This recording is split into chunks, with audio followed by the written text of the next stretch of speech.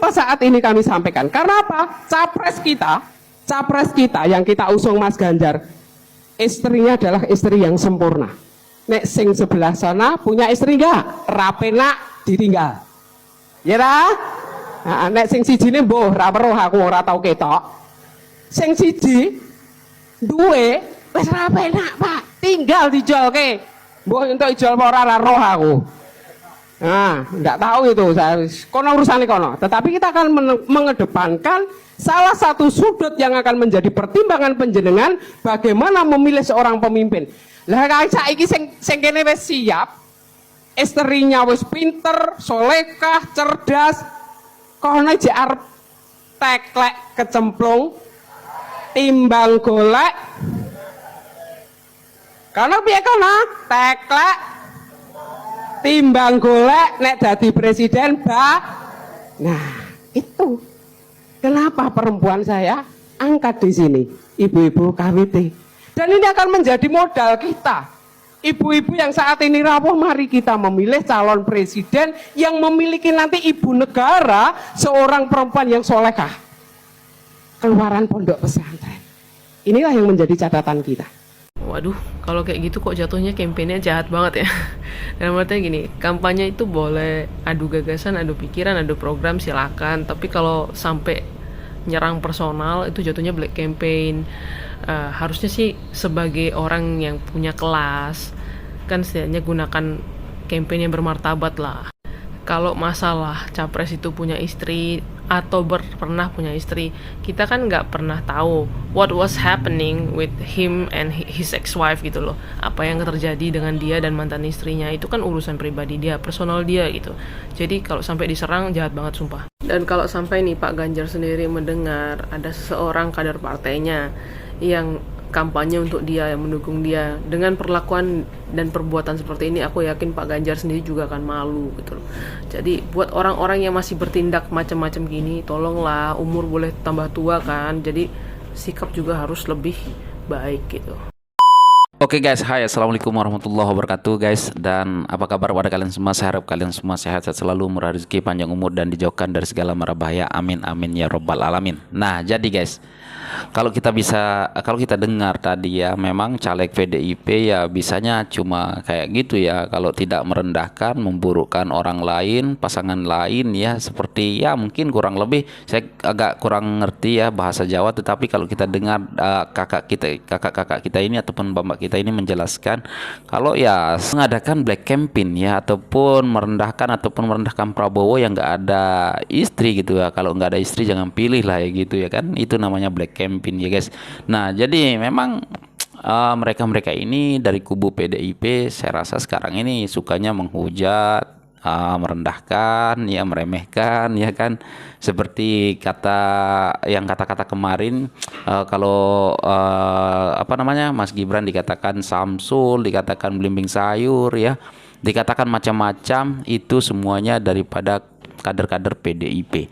Tapi tanpa dia sadar, karena hujatan itu, karena mereka menghujat ataupun merendahkan, meremehkan orang lain, nah maka survei ketika calon wakil presidennya Ganjar Mahfud semakin turun, bahkan yang semakin naik itu Prabowo Gibran ya guys. Nah ya kalian tahu kan, Gibran yang selalu diolok-olok, diejek-ejek, dipitnah, tetapi Mas Gibran ini tidak pernah membalasnya ya guys. Waduh, kalau di kubu 02 ini memang tidak suka membalas dengan misalkan dicaci maki ataupun direndahkan, diledek-ledek gitu, nggak pernah membalas dengan meledek kembali ya, seperti contoh Mas Gibran ya guys. Nah kita lihat dulu video Mas Gibran, tanggapan Mas Gibran ketika dikatain Samsul, ketika dikatain belimbing sayur, santai, rileks, dan biasa aja, persis kayak bapaknya Pak Jokowi ya guys.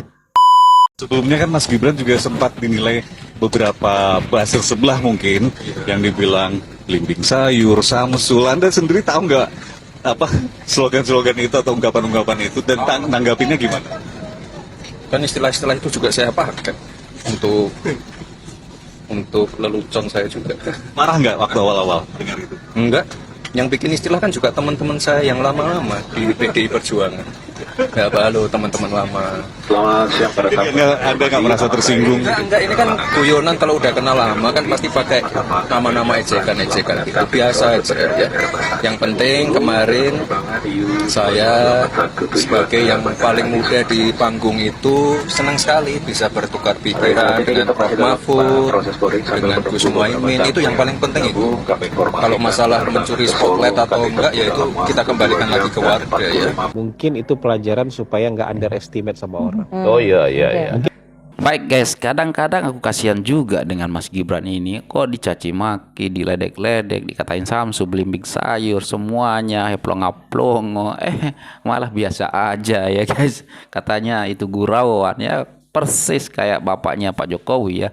Walaupun difitnah macam-macam Pak Jokowi ya, difitnah ataupun diledek, dikatakan bajingan tolol, dikatakan pokoknya banyak sekali lah ya fitnah ataupun cacian kepada Presiden Jokowi. Tetapi Pak Jokowi pun menanggapinya itu biasa ya, itu biasa, sama persis kayak bapaknya ya guys. Jadi ya memang kalau kita lihat kubu ataupun pasangan calon nomor 2 ini ya guys, Prabowo Gibran ini selalu difitnah kanan kiri ya. Kebetulan juga Prabowo Gibran ada di tengah-tengah, selalu diserang di kubu 1, kubu 3 ya. pasangan sebelah ya, kiri kanan nih menyerang Pak Prabowo dan menyerang Pak Gibran ya. Mas Gibran dari 03 menyerang, dari 01 menyerang.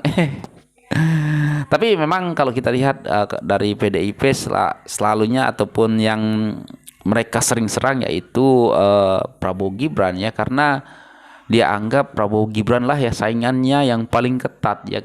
Karena kalau Pak Anies dia, saya jarang sekali nggak pernah ya lihat mereka serang Pak Anies, karena dia tahu survei menunjukkan kalau Pak Anies itu masih bawah Ganjar ya.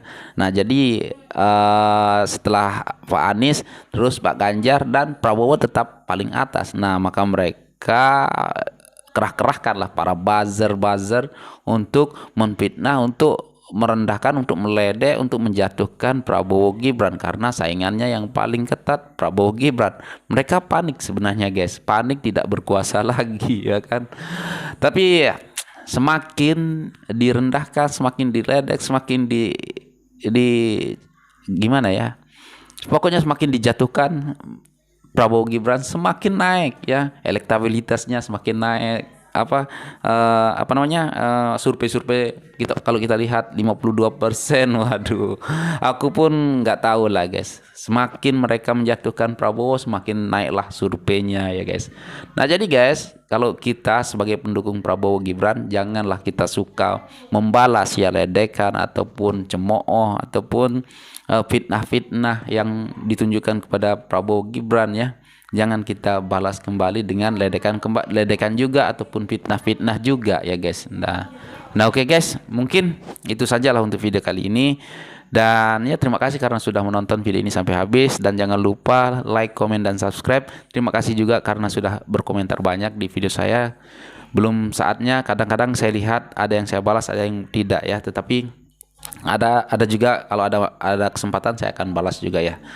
Oke, mungkin itu saja untuk video kali ini. Sekian, terima kasih. Assalamualaikum warahmatullahi wabarakatuh. Prabowo Gibran pasti menang.